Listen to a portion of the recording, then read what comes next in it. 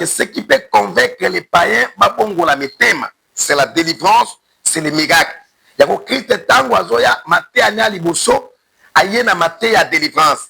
L'esprit du Seigneur est sur moi, il m'a pour libérer les captifs.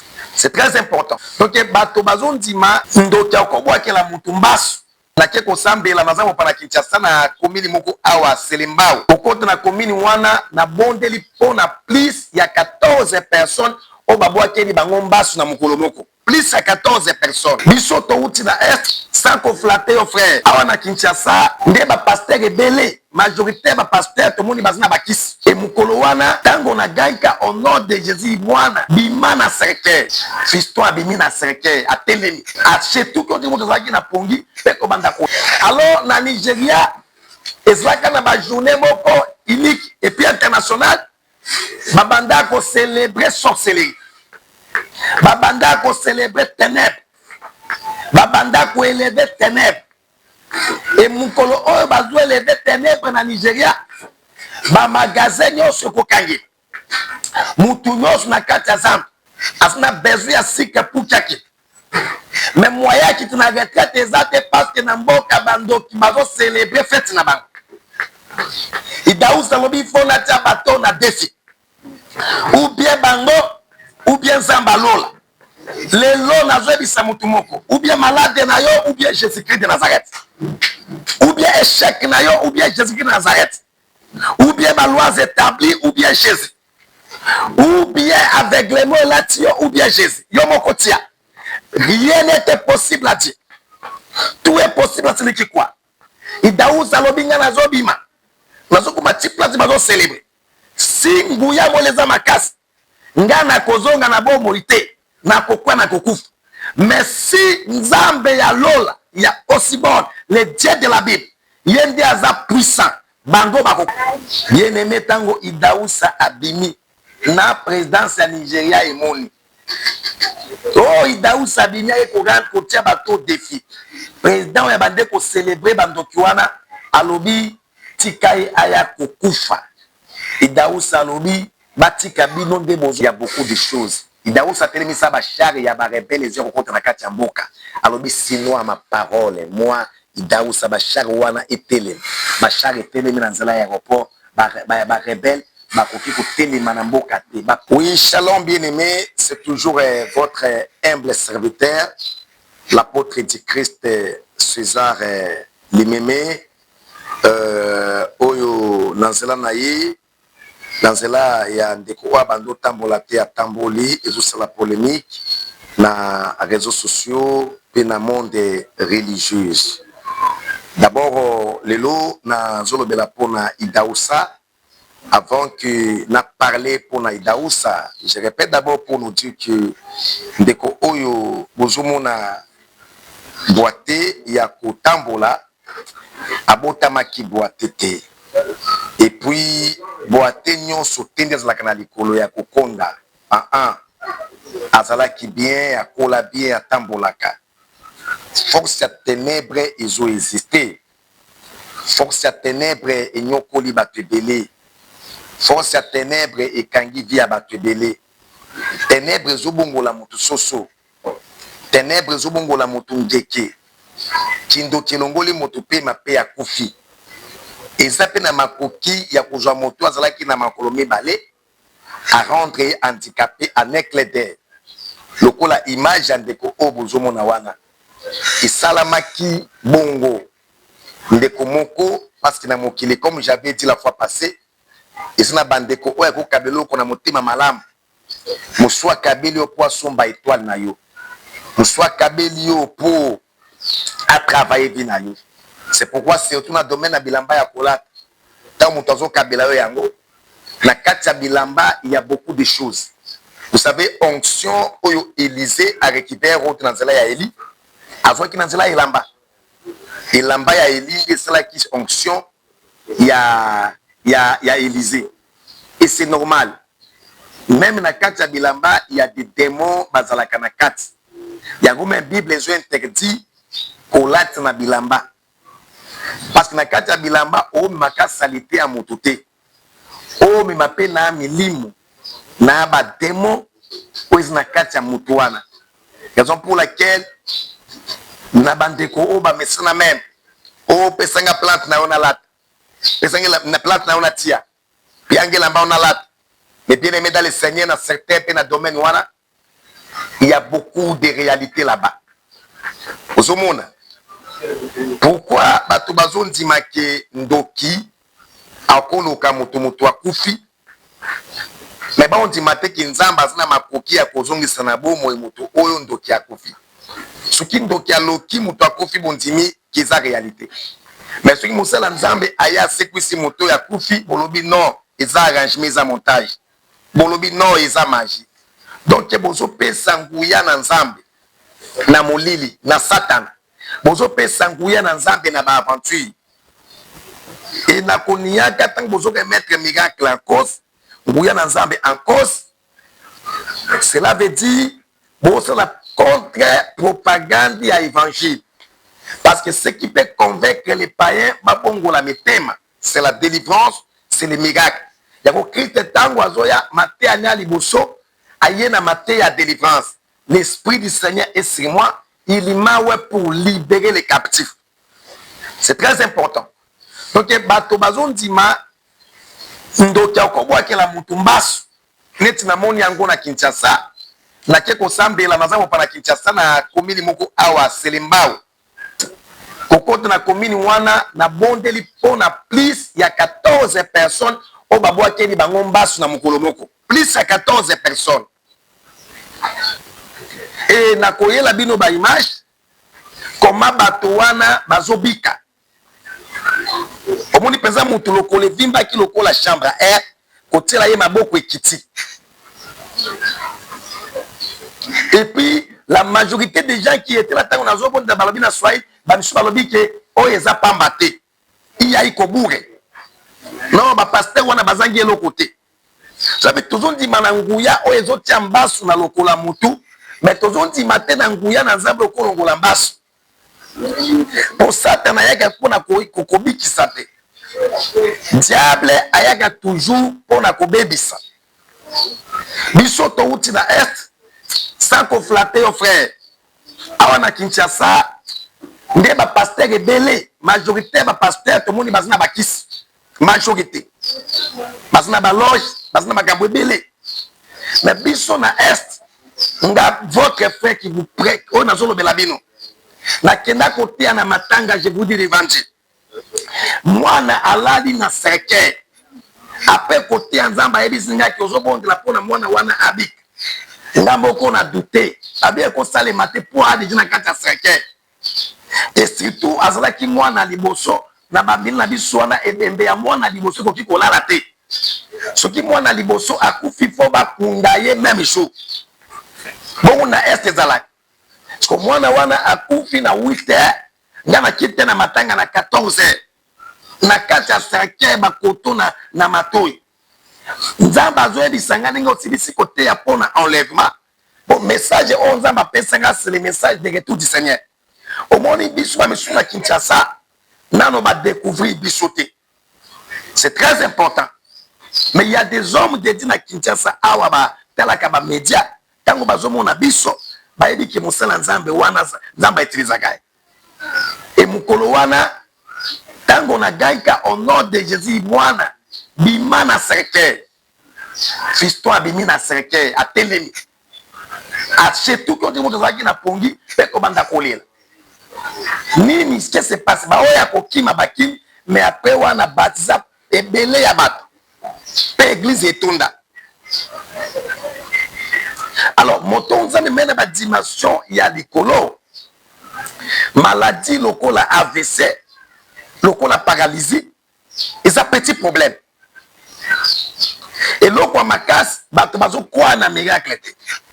Bato bazo kwa na nguya na nzambe te. Et puis omoni e bale oyo okota na kati te, mai oyo okota oyebi mozindo na ngote, cause la presse qu'on néglige en ngote. Parfois on ebele ba commentaire, ebele ba tout le monde bossa la polémique. Mai oyo yebi mozindo na ngote ko négliger en ngote. Et puis mo sala nzambe oyo pesa quelqu'un de prière te o expérimenter grâce na yete cause la presse ko critiquer yete. Peut-être yo ko critiquer Au coup de ma salle en zaïmo, vous m'abondez la pona yo, problème, pendant 10 ans, 20 ans, et soit la solution. Au moment où Nzamba soukiwan, chaque serviteur a la grâce, il y a des hommes de Dieu. Si à l'andélica na yobi, et mes bien-aimés dans le Seigneur, ndeko oyo, nde motondi akabeli elamba, azala na bakisi, abandolo kamata na bon, elamba wana a travaillaki, elamba wana a BBC. Tango a BBC elamba, a pesi elata. Ye ole a sambela, lui n'a pas prié. Et mokolo wana yokaki lokola malide, si a se retrouvé lokolo elembi, a keba hôpital, ba merci bazo mona malade, mais il a malade. Au moins malade de maboko abat. Laboratoire est incapable de découvrir malade, mais il y a malade. Nous avons communiqué que nous avons des santé et bien. Même nous, tant qu'on va dire na balle, on va coopérer miracle. Bisoba autres tout autour, on doutait. N'importe quoi, il y a les gens qui refusaient qu'être au équipement. Et nous découvrons dans la télévision que mon sali mon foyer a zobi qui s'azo fungwa. A tarda quitté, ayaki, en plein kilt, tant que zobi ngaba tout ça de la fona bango, tout bon délipé à bikaki. Fait à tel de moni wana. Et ça aventure mon tête d'abord tout cela qu'a aventure toko sayo. Ce qui trompette sonné tous angalo pour tout soigner. Et puis yo ko bakisa la vie sonné ni frère. Non. C'est pourquoi je voulais parler pour Naïdaous. Vous savez, chaque pays, il y a les pères que Dieu a utilisés pour la Comarève na Katiambo Kawan. Awana Congo, nous avons ignoré les pères de notre réveil. Haïti Niabal.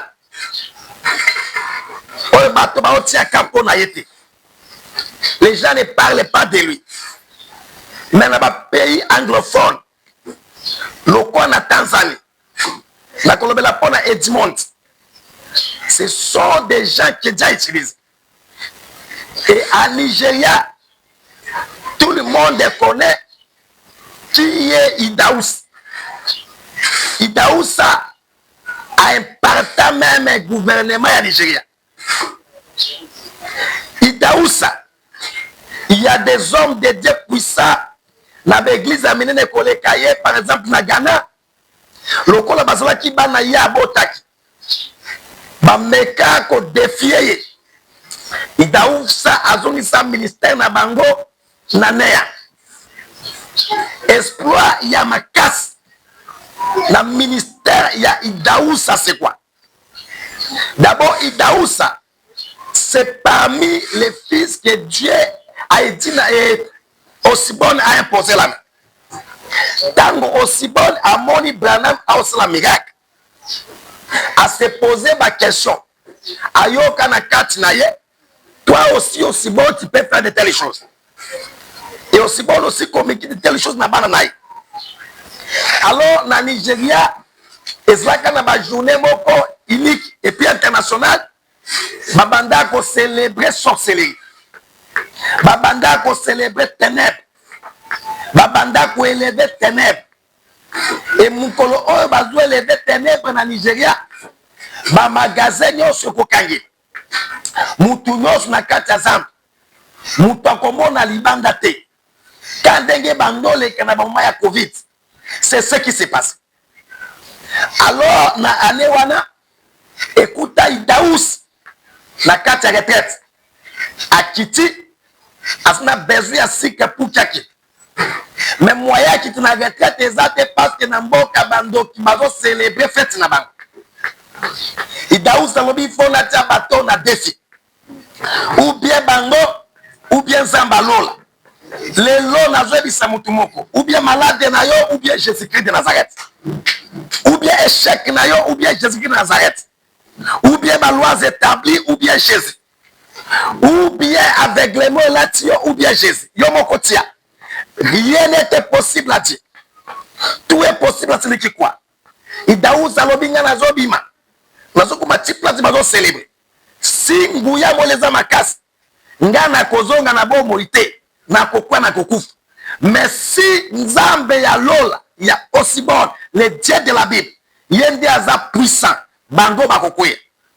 Bien aimé, ba disciple Idaousa ba essayer pour bloquer alobi non je vais aller. Na lelo tika yo pozwa décision.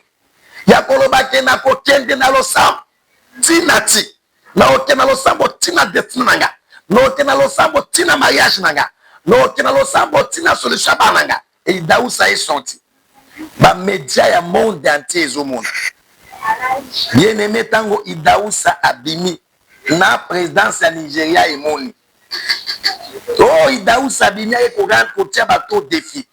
Président ya bande ko célébrer bandoki wana alobi tikai aya kokufa. Idaousa alobi batika bino nde bozoko ya lelo. Moto ya zozela liwana yo akokoya. Moto zela kokitsama na yo akokoya. Ou bien Zamba Biblia, le Dieu de mon père a été nabal. Ou bien situation na yo. Le problème est dépendre na kondima na yo. Bien aimé. Mokona bando ki basali ba incantation na bango. Basali nyos.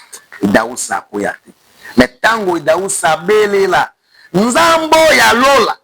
Nzambo akitaka na moto. Akitana taya eli. Tous les sorciers étaient par terre. Quand denge bando kiwana bakoya.